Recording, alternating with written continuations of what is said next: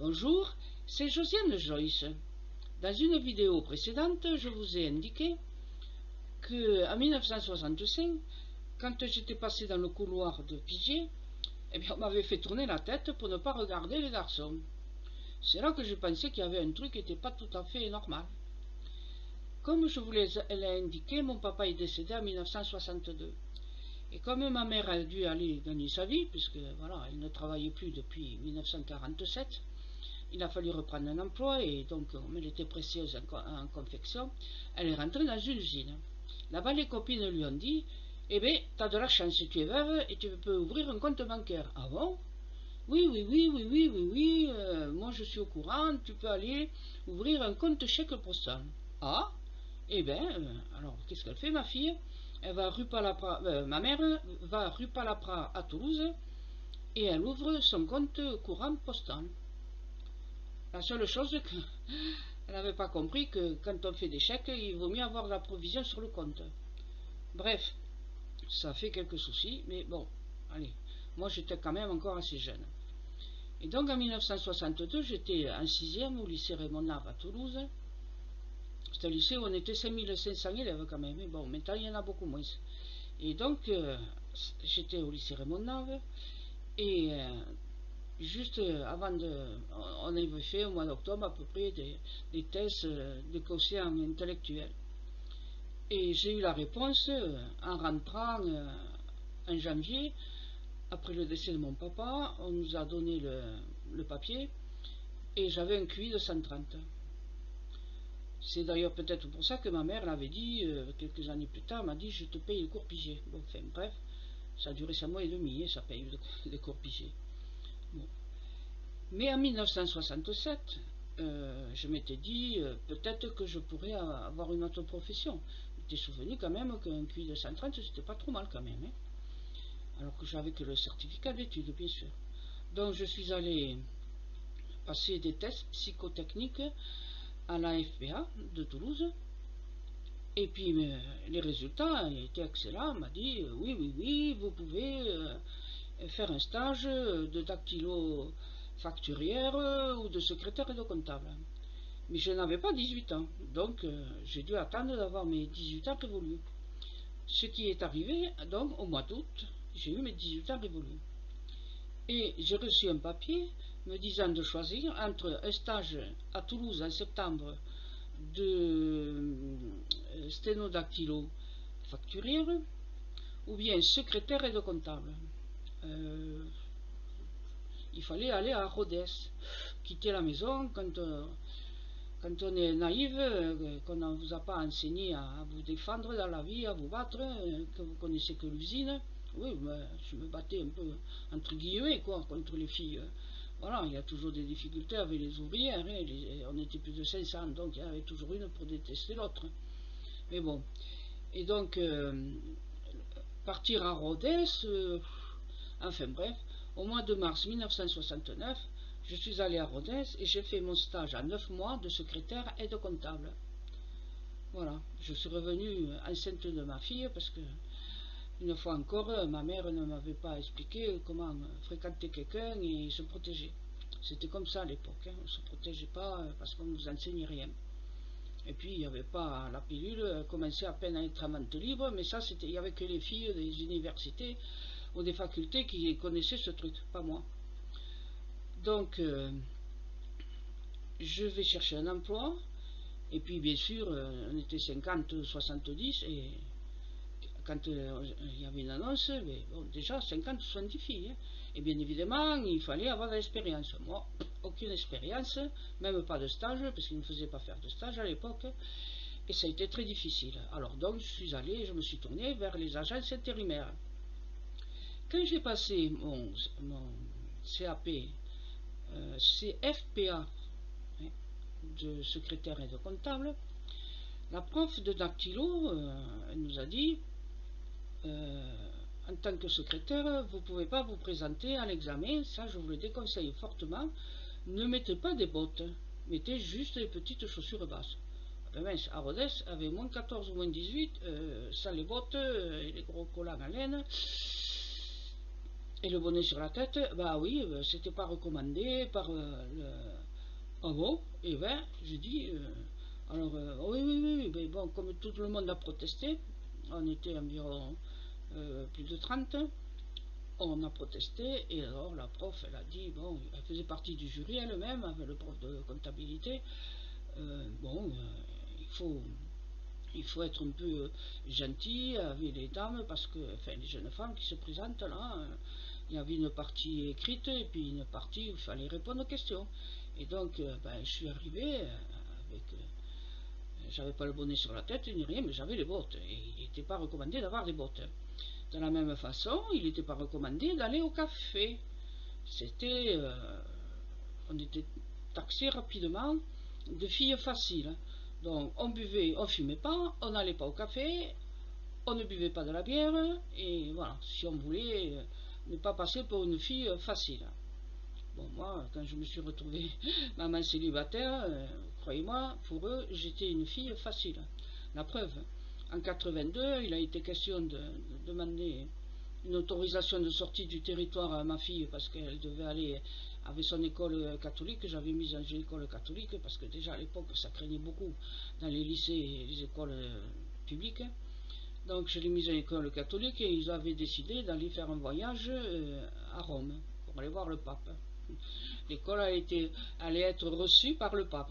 Ils étaient au moins 5 ou 6 000 sur la place. Mais bon.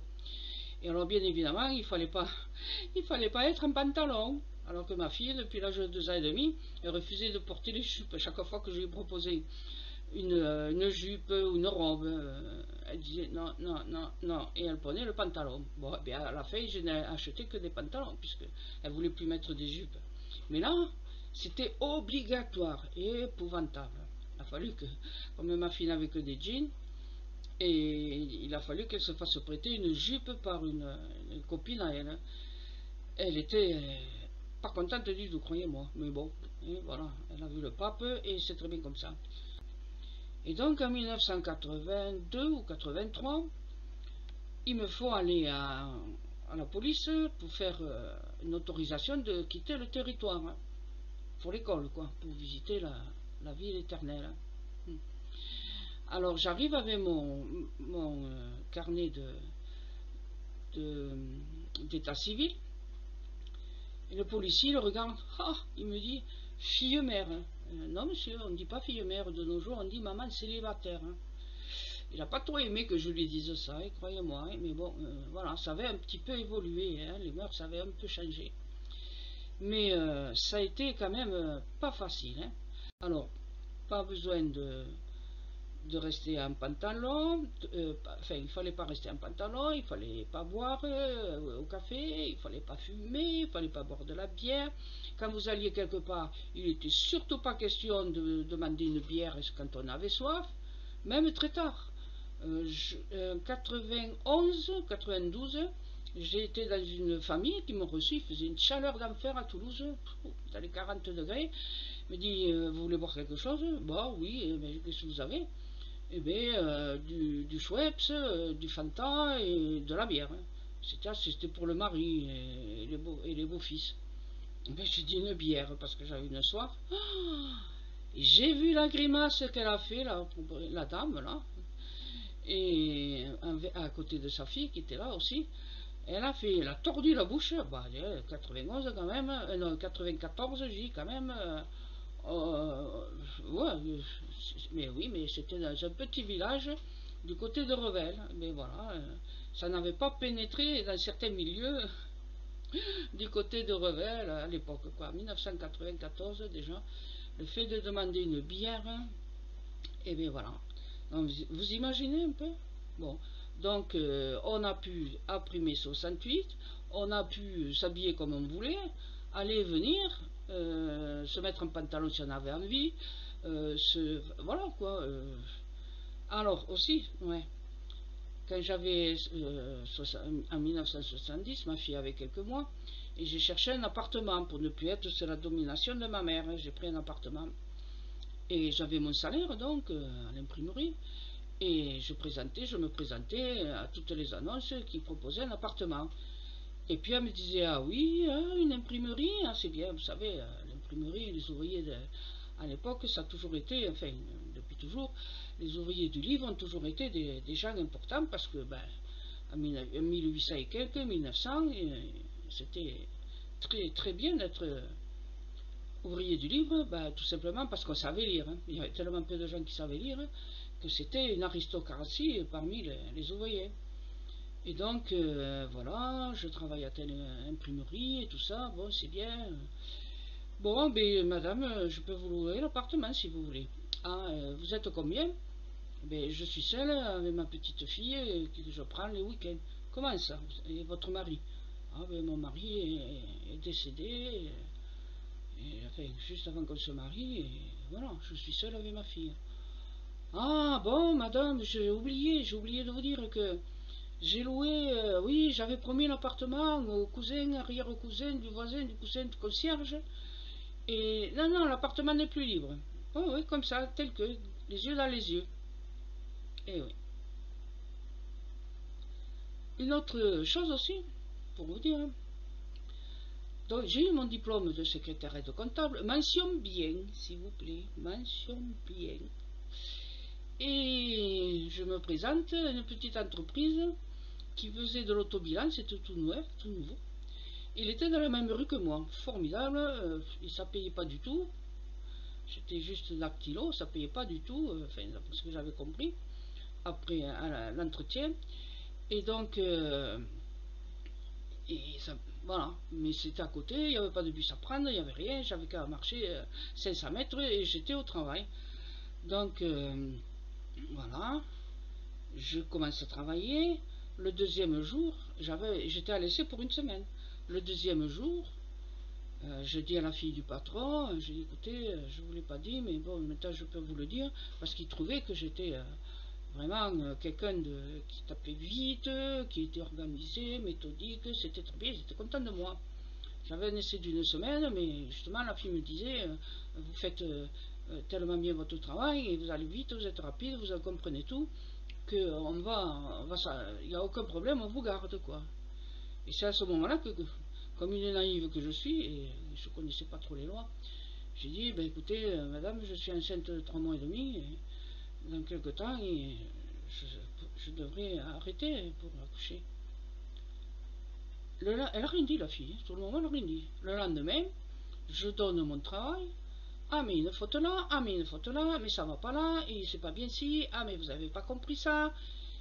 Et sur le lendemain, c'était pareil.